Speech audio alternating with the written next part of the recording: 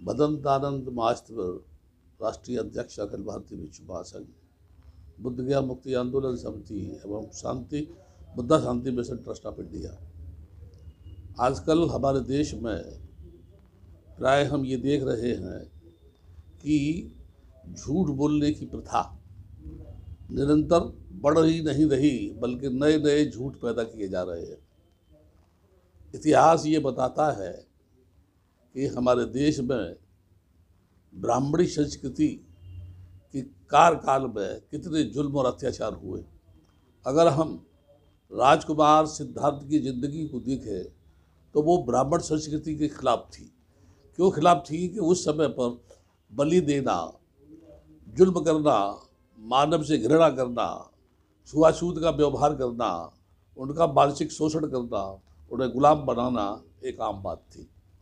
राजकुमार सिद्धार्थ ने गृह त्याग कर अनुसंधान किया और उसके बाद संबोधि प्राप्त कर वो जीवन पर्यंत तक इस संस्कृति के खिलाफ धार्मिक युद्ध करते रहे और मानव को अहिंसात्मक मार्ग बता करके उसे मानसिक गुलामी से मुक्त करने का कार्य करते रहे। प्राय हमने ये देखा है कि सम्राट अशोक, जिसे चंडा अशोक के नाम से भी जाना जाता है, अपना एक इतिहास है।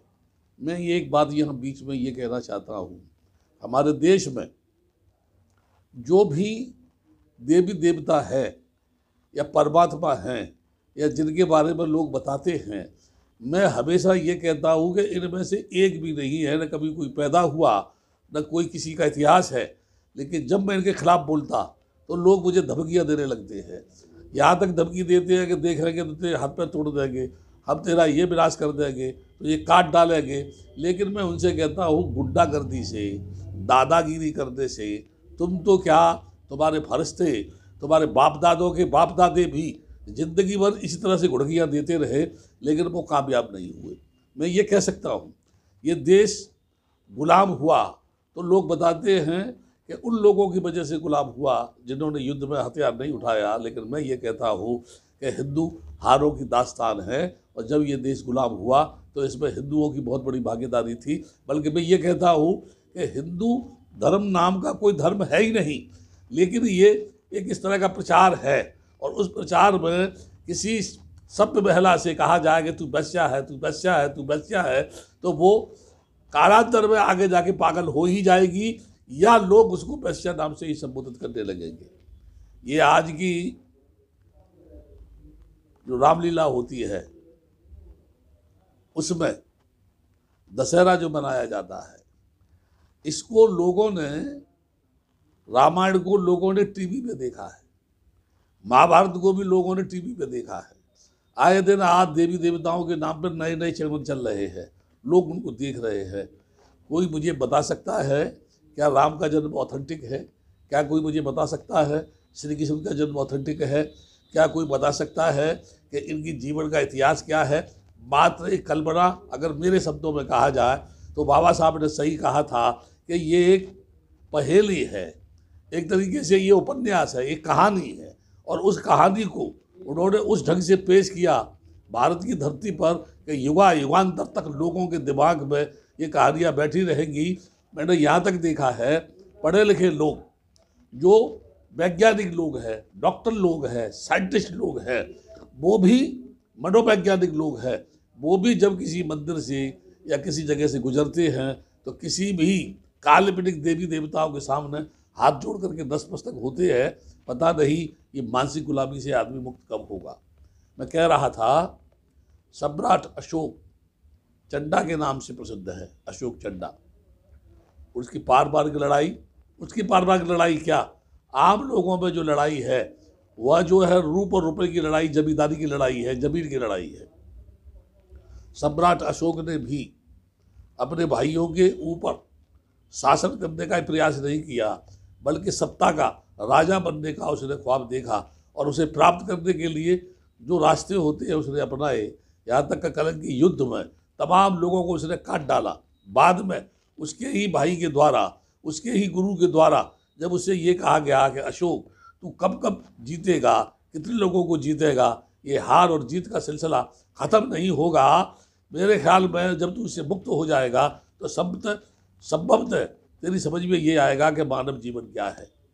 उसने चिंतन किया, मनन किया और उसने ये घोषणा की कि मेरे शासनकाल में अब किसी पर कोई जुर्म नहीं होगा, अब कोई नरसंहार नहीं होगा, अब कोई आदमी काटा नहीं जाएगा, अब किसी पर जुल्म नहीं होगा। बल्कि मैं ये कह सकता हूँ, इतिहास की पन्नों को यदि हम देखें तो सम्राट अशोक जैसा राजा हमारे भारत की धरती पर पैदा नहीं हुआ, जो भेष बदल करके रात में या दिन में जनमानस के बीच में जाकर लोगों से पूछता था कि तुम्हारे ऊपर कोई जुल्म तो नहीं हो रहा है, राजा कैसा है, उसका शासन कैसा चल रहा है, कोई शोषण तो नहीं है। और उनकी कहानियों को सुन के, उनकी बातों को सुनकर राज दरबार के बीच में उस पर चर्चा करके उसका निदान करता था, ताकि लोगों को खुशहाल जीवन मिले, लोगों में भाईचारे की भावना पैदा हो। उसके शासनकाल में ब्राह्मण संस्कृति के लोगों ने बहुत कोशिश की, उसे वरगलाने की कोशिश की।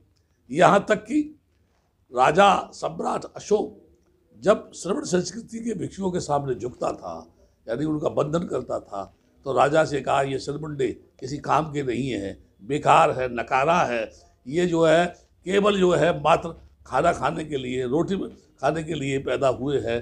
तो सम्राट अशोक ने, ऐसा कथाओं में आता है, कहानियों में आता है, उसके इतिहास में आता है, ऐसा लोग बताते हैं, विद्वान लोग बताते हैं, भिक्षु लोग बताते हैं, इतिहासकार बताते हैं कि उसने कभी अपने राज दरबार में ये घोषणा की कि जो राज दरबार में घोषणा ही नहीं की, बल्कि किसी आदमी से उसने कहा कि तुम किसी आदमी का सिर काट के लाओ। एक तो वो आदमी डर रहा था कि मैं सिर किसका काट के लाऊं, उसके बावजूद वो सिर काट के जब ले आया तो राजा के पास ला के रख दिया और उसने कहा कि ये मैं सिर दे आया। तो उसने कहा कि इसको तुम बाजार में बेच के आओ। वो सुबह से लेकर शाम तक पूरे शहर में घूमा, लेकिन किसी ने भी उसे 2 पैसे का भी नहीं खरीदा, बल्कि उसको देख कर के लोग डरते थे कि हमारे ऊपर ये हत्या का आरोप लगेगा या हमसे पूछा जाएगा तुम ये कहाँ से लेके आए।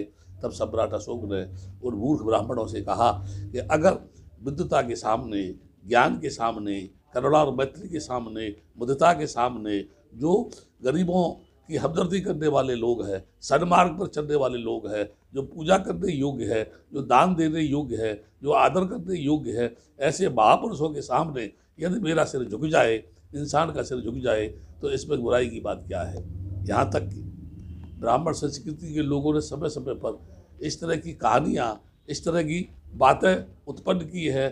शंभु का सर काटा हो, या एकलव्य का अंगूठा काटा हो, या बृहदत्त का हत्या की हो, या बाली का जो है हत्या की गई हो, बहुत सारी कहानियाँ मैं बता सकता हूँ ऐसी।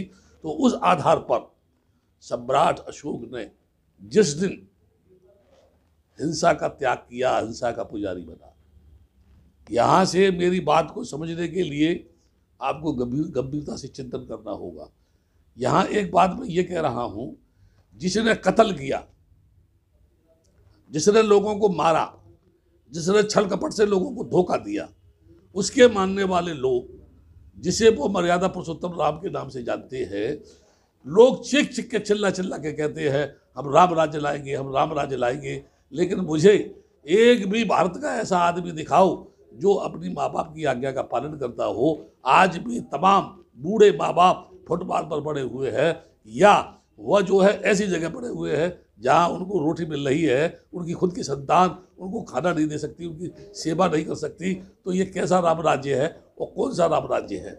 यहाँ एक बात मैं ये बताना चाहता हूँ, सारे दुनिया के लोग ये जानते हैं कि अहिंसक सम्राट अशोक ने हिंसा का जब त्याग किया तो उसे नाम ये दिया गया अशोक धम्म विजयदशमी। यानी अशोक ने धम्म दशमी के दिन हिंसा पर विजय प्राप्त की तो धम्म की विजय हुई। और जब से ये अशोक धम्म विजय के नाम से जाना जाता है, इसी दिन डॉक्टर अंबेडकर ने बहुत सोच समझ कर की 20-22 वर्ष तक अध्ययन करने के बाद जिस आदमी ने ये खोज की हो कि मेरा मूल धर्म क्या है, या समाज किस धर्म के रास्ते पर जाकर के खुशहाली प्राप्त कर सकता है, या कौन सा ऐसा धर्म है दुनिया के अंदर जो मानव को मानव से जोड़ सकता है, या उसे ईश्वरवाद से, आतंकवाद से, भाग्यवाद से मुक्ति दिला सकता है। चाहे वो जो है बाल विवाह की प्रथा हो, चाहे वो नारी का शोषण हो, चाहे किसी प्रकार का अत्याचार हो, उससे मुक्ति दिला सकता है। इसीलिए वो सत्य डॉक्टर अम्बेडकर ने 14 अक्टूबर को, जिस दिन रावण दहन था, उस दिन अशोक धम्म विजय का दिन था, उन्होंने दीक्षा भूमि नागपुर में ऐतिहासिक घटना को अंजाम देते हुए बुद्ध की शरण को स्वीकार किया। जब से हमारे देश में अशोक धम्म विजय को लोग मनाते हैं। अब यहाँ इतने पागलपन की बात मैं लोगों से बताना चाहता हूँ, ऐसे मूर्ख लोगों की बात बताना चाहता हूँ, ऐसे बदमाश लोगों की बात बताना चाहता हूँ, जो गुंडागर्दी के आधार पर, बदमाशी के आधार पर और वो जुल्म और अत्याचार के आधार पर तलवार को लेकर के जो है लोगों को भयभीत करके जो है अपने मार्ग पर चलने के लिए मजबूर करना चाहते हैं। कितने राजे महाराजा पैदा हुए, जिसने दुनिया बनाई उसके नाम पर ही पूरा विश्व एक मत नहीं है। जिसने सृष्टि की रचना की उसको मानने वाले ही लोग विभिन्न भागों में बटे हुए हैं। तो ये मूर्ख लोग जो ख्वाब देख रहे हैं कि हम ऐसा करेंगे भारत की धरती पर कि जहाँ राम का शासन होगा, राम राज्य होगा, एक मस्जिद तोड़ी, जहाँ राम मंदिर बनाया, अब कहते हैं कृष्ण भूमि भी ये हमारी है। बल्कि मैं ये कहता हूँ जितने भी भारत की धरती पर बड़े बड़े पुराने मंदिर बने हुए हैं, सारे के सारे बुद्ध विहारों को तोड़ के बनाए गए हैं। इनके बाप का एक भी मंदिर नहीं है, इनके बाप का एक भी देवता नहीं है, इनका कोई भगवान नहीं है, इनका कोई ईमान नहीं है, इनका कोई धर्म नहीं है। ये बेईमान है, ये भ्रष्ट है, ये पाखंडी है, ये लफंगे है, ये लुच्चे है। इससे ज़्यादा खराब शब्द मेरे पास नहीं है। हालांकि मैं जानता हूँ मेरी बात को सुन के लोगों में बौखलाहट पैदा होती है, लोग गालियाँ देने लगते हैं, लोग तरह तरह की चर्चा करने लगते हैं, और जिनको ये सत्य कहते हैं वो महाभ्रष्ट है, जेलों में बड़े सड़ रहे हैं। जहाँ कभी देश के प्रधानमंत्री उनके पैर छूने के लिए जाते थे, आशीर्वाद लेने के लिए जाते थे, अडवाणी ने जहाँ जाकर के उनसे आशीर्वाद लिया या अन्य नेताओं ने आशीर्वाद लिया, आज वो संत पुरुष जेल के अंदर में ये नहीं जानता ये उसके एजेंट थे, या वो वहाँ जा कर के रंगलेलियाँ मनाते थे, या उनके क्रियाकलाप में सहयोग करते थे, या वो बाबा लोग इनको वो रूप सप्लाई करते थे जिसके लिए ये वहाँ जाते थे। कुल मिलाकर मैं ये कहूँगा, आप एक बात ये सोचो, जिसने हिंसा का त्याग किया पूजा उसकी होनी चाहिए, या जिसने हिंसा को जन्म दिया पूजा उसकी होनी चाहिए। हमारे देश में अभी समय पर ऐसा एक समय आने वाला है कि पूरे देश में जगह जगह राम के पुतले फूके जाएंगे। मैं ये भविष्यवाणी कर रहा हूँ। एक समय ऐसा आने वाला है कि लोग, जिन देवी देवताओं ने लोगों का शोषण किया है, यानी जिस आदमी का शोषण होता है, जो आदमी पिटता है, जब उसमें बगावत की भावना पैदा होती है तो इतना भयंकर रूप धारण कर लेता है कि सामने जुल्म करने वाला आदमी नजर नहीं आता है। हम देख रहे हैं बाबा साहब ने, जिन्होंने इस समय जो हाल चल रहा है पूरे देश में कि जगह जगह जुल्म हो रहे हैं, महिलाओं पर जुल्म हो रहे हैं, वंदे मातरम की बात करने वाले, भारत माता की जय करने वाले, अपनी भारत माता की छाती पर ही उसी की बेटियों की अस्पत को लूट रहे हैं और कहते हैं वो फलानी है, वो निगानी है। अत्याचार किसी पे भी हो, रेप किसी के साथ भी हो, नारी नारी है, बेटी बेटी है। हमारे अंदर यही एक कमी है कि जो हमारी माँ ने पैदा की वो हमारी बेटी बहन है, जिसको हमारी माँ ने पैदा किया वो हमारा भाई है। यदि इंसान दूसरे की संतान को भी अपनी संतान मान ले, दूसरे की बेटी को भी अपनी बेटी मान ले, दूसरे के बेटे को भी अपना बेटा मान ले, तो मैं समझता हूँ इससे अच्छा व्यवहार और कोई दूसरा नहीं हो सकता है। तो जो सम्राट अशोक हिंसा को त्याग करके अहिंसा के मार्ग पर आया और उसने भारत की धरती पर जगह जगह पिलर खड़े किए, उसने जगह जगह पत्थरों पर बुद्ध के संदेशों को खुदवा करके लगाया, जिसने जगह जगह वृक्षारोपण किया, जिसने जगह जगह कुएं खुदवाए, जिसने जगह जगह छोटे मोटे अस्पताल बनवाए, जिसके शासन काल में किसी को कोई तकलीफ नहीं हो, कोई परेशानी नहीं हो, जिसने जो व्यवस्था की, आज उसको भी अडवाणी जैसे लोग या राजनीति के वो अंधे लोग समय समय पर आवाज़ उठाते हैं कि अशोक चिन्ह खत्म कर देना चाहिए और उसकी नामो निशानी खत्म कर देनी चाहिए, क्योंकि उससे ब्राह्मण संस्कृति उजागर होती है, इनका ढोंग उजागर होता है। और सबसे बड़ी बात इन बेईमानी को, इन बेईमान लोगों को, इन ब्राह्मणी संस्कृति के मानने वाले लोगों को, इस ढोंग के पुलंदा को मानने वाले लोगों को, इस ढोंग का प्रचार प्रसार करने वाले लोगों को अभी तक समझ में ये नहीं आया कि 2500 वर्ष से तुम्हारे बाप दादे एड़ी चोटी का जोर लगा करके बुद्ध की संस्कृति को ख़त्म करने में लगे रहे। भिक्षुओं की तुमने हत्या कराई, बड़े बड़े बुद्ध विहारों को तुमने तोड़वाया, नालंदा जैसे विश्वविद्यालय में तुमने आग लगवाई, बड़े बड़े बुद्ध विहारों पर कब्जा करके तुमने मंदिरों को बनाया, और उसके बाद तुमने कत्ल कराने के लिए भिक्षुओं को कत्ल कराने के लिए तुमने दीनारें भी दी। लेकिन उसके बाद भी तुम्हारे बाप दादे, तुम्हारे देवी देवता, तुम्हारा वो परमात्मा, वो तुम्हारा सृष्टि का बेईमान, वो तुम्हारी सृष्टि का बदमाश, वो तुम्हारी सृष्टि का ढोंगी इंसान जो है उस बुद्ध की संस्कृति को ख़त्म नहीं कर पाया। वो आज भी सारे विश्व के जनमानस के बीच में है, और जहाँ अमेरिका हो, इंग्लैंड हो या अन्य देश हो, वो आज भी बुद्ध की शरण में जाने के लिए ललायत है। ललायत ही नहीं, जा रहे हैं कि वो जानते हैं बुद्ध ही एक ऐसा मार्ग है जो युद्ध से मुक्ति दिला करके मानवता के मार्ग पर ला करके मानव समाज को खड़ा कर सकता है।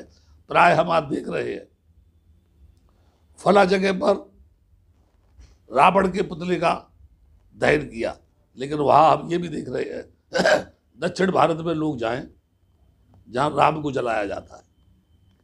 इस भारत की धरती पर राम के मानने वाले लोगों से मैं कहना चाहता हूँ, तुम में हिम्मत है तो वहाँ जाओ दक्षिण में, जो उनसे कहोगे राम का पुतला क्यों फूंक रहे हैं, वो बताएंगे कि तुम्हारे बाप दादे कैसे थे, वो तुम्हें बताएंगे कि तुम कितने बड़े बदमाश हो। तुम जो है, तुम में हिम्मत है तो रोको जा करके। जिस मर्यादा पुरुषोत्तम की तुम पूजा कर रहे हो, स्थापना कर रहे हो, वो उसको खड़ा करके आग लगा रहे हो। उसमें जो है क्या कारण है कि वो उसको फूंक रहे हैं? क्योंकि राम का इतिहास हो, कृष्ण का इतिहास हो या देवी देवताओं का इतिहास हो, ये इस तरह का इतिहास है जैसे गूलर के फल को अगर बीच में से तोड़ दिया जाए तो इतने उसमें कीड़े मकोड़े भुन के नजर आते हैं। ठीक उसी प्रकार से जब जब इनके इतिहास को खोला जाएगा, जब जब इनकी ज़िंदगी की चर्चा की जाएगी, जब जब इनके पैदा होने पर चर्चा की जाएगी, तब तब उसमें से घिनौनी हरकतें ऐसी दिखाई देगी, ऐसा इतिहास निकलेगा कि उसमें बदबू आती है, किताब में आग लगाने की इच्छा होती है, उसको फूंक देने की इच्छा होती है। आज भारत की धरती पर योगी हो, मोदी हो या उसके साथीगण हो, वो ये समझ बैठे हैं हम जो चाहेंगे वो करेंगे। बड़े बड़े शहंशाह, बड़े बड़े राजा महाराजा, वो भी अपने मन की उस तरंग को पूरा नहीं कर सके तो तुम तो क्या, तुम्हारे बाप तो पूरा क्या करेंगे। योगी जब चलता है तो उसकी चाल में अकड़न दिखाई देती है। जिस सन्यासी में दया की भावना होनी चाहिए, जिसमें करुणा की भावना होनी चाहिए, वो सत्ता पाने के बाद इतना पागल हो गया है, इतना झूठ बोल रहा है कि एक तरफ हाथरस जैसे कांड हो रहे हैं तो मोदी कह रहा है ऐसा हुआ ही नहीं, उनके चमचे कह रहे हैं ये घटना हुई ही नहीं है, लोग आरोप लगा रहे हैं, राजनीतिकरण कर रहे हैं। अगर किसी गरीब की बेटी की बेइज्जती हो तो लोग राजनीतिकरण करते हैं, और अगर किसी अमीर की बेटी हो तो लोग फांसी की सज़ा की बात करते हैं। ये दोगलापन, ये ढोंगपन कब तुम्हारे दिमाग से निकलेगा? हम ये कहना चाहते हैं, हम सब मिलकर के इस देश में जो धर्म, जो मजहब, जो संप्रदाय, जो धार्मिक ग्रंथ, चाहे पुराण हो, दर्शन हो, गीता हो, भागवत हो, कोई भी धार्मिक ग्रंथ जो मानव समाज को टुकड़ों में बांट रहा है, जो मानव समाज को मानव का शोषण करने का संदेश दे रहा है, जहाँ मानवीय मूल्यों का कोई आलंकन नहीं है, जहाँ नारी की इस्मत लूटी जा रही है, जहाँ बेवाओं के साथ अत्याचार हो रहा है, जहाँ ढोंग का प्रचार हो रहा है, जहाँ सत्य के ऊपर असत्य को स्थापित करने का प्रयास किया जा रहा है, आए हम सब उन धार्मिक ग्रंथों में केरोसिन का तेल डाल के आग लगाएं, उन देवी देवताओं को घर से निकाल के बाहर खड़ा करें और हम सब मिलकर के मानव को गले लगाएं। क्योंकि अगर मानव ही इन देवी देवताओं की पूजा करना बंद कर देगा तो ना आरएसएस के पास, ना मोदी के पास, ना योगी के पास, ना उनके बाप दादों के पास कोई ऐसी जमींदारी है जहाँ ये देवता जाके रहे, जहाँ ये देवता जाके अपना जीवन का निर्वाह करे, जहाँ इनको रोजी रोटी मिले। गाय को गले लगाने वाले लोग इतने पागल हैं कि उनको इतना ज्ञान नहीं है कि गाय की सेवा करने वाले, गाय को रखने वाले, गाय का दूध पीने वाले इंसान हैं। इंसान पर जुल्म होता हुआ देखकर ये उसको रोकने का प्रयास नहीं करते हैं। जानवरों के ऊपर होने वाले अत्याचार को रोकने के लिए ये कानून बनाते हैं। इन मूर्खों का बुद्धि को सद्बुद्धि प्रदान करने के लिए, इन मूर्खों को सन्मार्ग में लाने के लिए भारत के आम समाज को जागृत होना होगा, चैतन्य होना पड़ेगा। उसे अंधविश्वास से मुक्त होकर के, डॉगबाज से मुक्त होकर के, सन्मार्ग में आकर के फिर से इस देश को सोने की चिड़िया बनाने का काम करना होगा। जो ढोंगी पाखंडी हैं उनका बहिष्कार करना होगा। जो जुल्म और अत्याचार कर रहे हैं उन्हें सबक सिखाना होगा। और एक दिन ऐसा आएगा कि पूरे देश में, जब आज ही मोदी योगी इनके पुतले जल रहे हैं, एक दिन ऐसा आएगा गली कूचे में जाना इनका मुश्किल हो जाएगा। होश में आ जाओ। अगर तुमने भारतीय संविधान को पूरी ईमानदारी के साथ इस भारत की धरती पर लागू करके अच्छे लोकतंत्र की स्थापना नहीं की तो आने वाला समय तुमसे पूछेगा और तुमसे जवाब नहीं आएगा, तब तुम्हारे चेहरे पे थूकेगा। और उसके लिए कोई ऐसा साबुन नहीं बना जिसे लगा करके तुम अपने मुंह को धो लोगे। मैं फिर पुनः एक बार कह रहा हूँ कि वो जो अशोक दम्भ विजयदशमी है वो इसलिए मनाई जाती है कि उस दिन हिंसा का उसने त्याग किया था। और रावण दहन उस दिन इसलिए किया जाता है कि राम ने हिंसा की थी। आप स्वयं फैसला करो। हिंसा की पूजा होनी चाहिए, अहिंसा की पूजा होनी चाहिए, झूठ की पूजा होनी चाहिए, सच की पूजा होनी चाहिए, सन्मार्ग की पूजा होनी चाहिए, पाखंडवाद की पूजा होनी चाहिए। तुम स्वयं ही इस बात का फैसला करो और देश में शांति स्थापित नहीं करनी बल्कि मानवता को विकसित करने का काम करो और मानव को गले लगाने का काम करो। यही संदेश मैं आपको देना चाहता हूँ। और जो लोग मुझे गालियाँ दें, जो लोग मुझे धमकियाँ दें, जो लोग मुझे नाना प्रकार से परेशान करने के लिए ऐलान करें, मैं कहता हूँ उनको सद्बुद्धि मिले, वो अपने कार्य में यानी कामयाब हों। लेकिन याद रखना, जितने भी देवी देवता हुए मौत उनकी भी आई, तुम्हारे मर्यादा पुरुषोत्तम राम थे मौत उनकी भी आई, तुम्हारे योगीराज कृष्ण थे मौत उनकी भी आई। और बल्कि उनकी मौत तो इस ढंग से हुई कि मैं उस पर बयान फिर कभी करूँगा। आज सिर्फ इतना ही कहना चाहता हूँ, ये रावण जो जलाया जाता है ये जो है अहिंसा के ऊपर हिंसा को बढ़ावा देने वाली कहानी है। जबकि रावण एक बहुत बड़ा विद्वान था, बुद्धिमान था। यदि ऐसा नहीं था तो राम को लक्ष्मण से ये कहने की क्या आवश्यकता थी कि तुम रावण के पास जाओ, वो बुद्धिमान है, वो नीति को जानने वाला है, वो न्याय शास्त्री है, उससे जाकर के शिक्षा प्राप्त करो, वो तुम्हारे कामयाबी के मार्ग पर तुम्हें ले जाएगी। ये राम के शब्द इस बात का इंडिकेशन है कि वो रावण बहुत बड़ा विद्वान था, लेकिन छल कपट से उन लोगों ने उसका वध इसलिए किया कि उसकी नीतियाँ इनको पसंद नहीं आई। ये गुंडागर्दी के साम्राज्य को स्थापित करना चाहते थे। उसी गुंडागर्दी पर ये आज का शासन चल रहा है, आधारित है। जब वो नहीं रहे तो ये भी नहीं रहेगा और इनके मानने वाले भी नहीं रहेंगे। होश में आ जाओ, वक्त की पुकार है, नहीं तो पछताओ।